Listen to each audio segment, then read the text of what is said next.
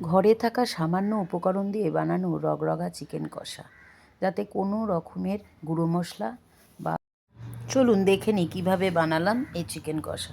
প্রথমে চিকেনগুলো শুধুমাত্র লবণ মাখিয়ে ছাকা তেলে ভেজে তুলে নিলাম। একসাথে অনেকগুলো চিকেন তেলের ভেতর দেবেন না, খেপে খেপে ভেজে নেবেন যাতে না জল বেরিয়ে যায়। 500 গ্রাম মাংসের জন্য আমি মাঝারি সাইজের 3টি পেঁয়াজ নিয়েছি। প্রথমে পেঁয়াজগুলো কুচি করে নিই। 7-8 কোয়া রসুন আর 1 ইঞ্চির মতো আদা একটু গ্রেটারে ঘষে নিই, আর পরিমাণ মতো কাঁচা লঙ্কা কুচিয়ে নিই। এবার পেঁয়াজ কুচি সেই মাংস ভাজা তেলে বেশ লাল লাল করে ভালো করে ভেজে নিন।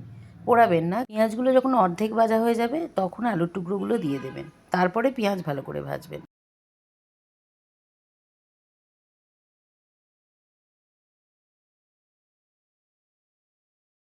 পেঁয়াজ বেশ লাল লাল মতো ভাজা হয়ে গেলে তাতে হলুদ দিয়ে ভালো করে কষতে থাকুন।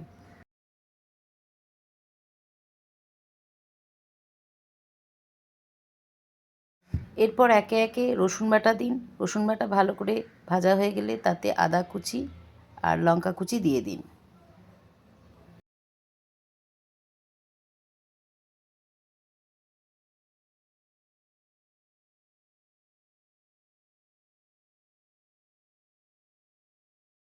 সব মশলা ভালো ভাজা হয়ে গেলে এবার তাতে সেই ভাজা মাংসগুলো দিয়ে দিন, দিয়ে ভালো করে কষতে থাকুন।